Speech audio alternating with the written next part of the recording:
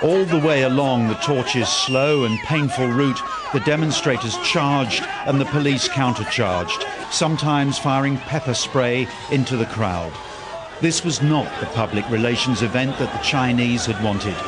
Few of these scenes would be shown on Chinese state television because of censorship. Pro-Tibet supporters scaled the Eiffel Tower, France's most famous landmark, despite huge security. And the flame itself was extinguished at least twice, as the torch had to be put on a bus out of harm's way. The torch's progression through Paris has been as chaotic as it was through London 24 hours earlier. These anti-Chinese protesters are claiming a major victory against what they see as Beijing propaganda. On the streets of Paris, calls for an Olympic boycott grew. We want to show the world that we are not agreeing with the things that China is doing on Tibet, and we want to free Tibet, and that's why we are here. There is no human rights, so they are destroying our country, our culture, our religion and everything. The torch relay fell hours behind schedule. The Chinese personnel on board the accompanying vehicles looked bewildered. The French government insists they are not condoning Chinese repression, simply supporting Olympic ideals. But that's not the way the Tibetan community here sees it.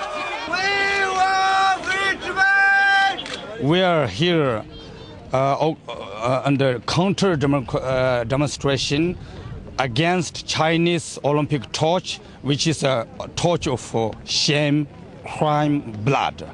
Because the Chinese authority, communist government, exercise military crackdown against Tibetan civil population, which reclaim only freedom and justice. Police had expected trouble, but the scale of the anger from young and old took them by surprise. Tim Friend, Al Jazeera, Paris. And Tim can join us now live from the French capital. So Tim, update us with the latest. Where is the torch now?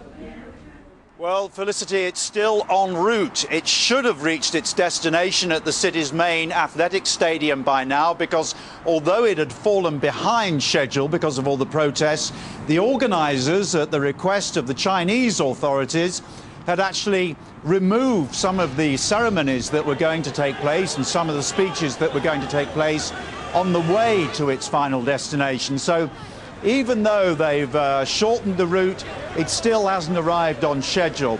And not content with scaling the Eiffel Tower and putting up a big poster, the latest we're hearing is that the protesters have now managed to unfurl a banner over Notre Dame Cathedral here in the centre of Paris, a very sacred place and also a big Parisian landmark. So despite the huge amount of security, and earlier today someone in the police was saying to me, you know, this is a bigger amount of security than we had for George Bush's visit. Well, maybe it is, but it didn't succeed in stopping the protesters getting through. And earlier on, I was down on the street amongst the protesters. Our eyes were stinging because of the pepper spray that the anti-riot police were having to use on occasions just to keep order.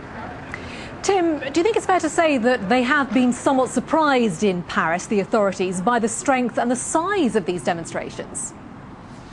Yes, I think they have. I think the difference perhaps between what's happened today in Paris and what happened yesterday in London, in London it was the protesters were vociferous, they made their point, but here I think the anti-Chinese sentiment, the concern about the Olympics is much more widespread. For instance, the mainstream political parties are concerned. The town hall, the city hall, had a poster up. It wasn't exactly a protest poster, but it kind of made a point about equality and freedom.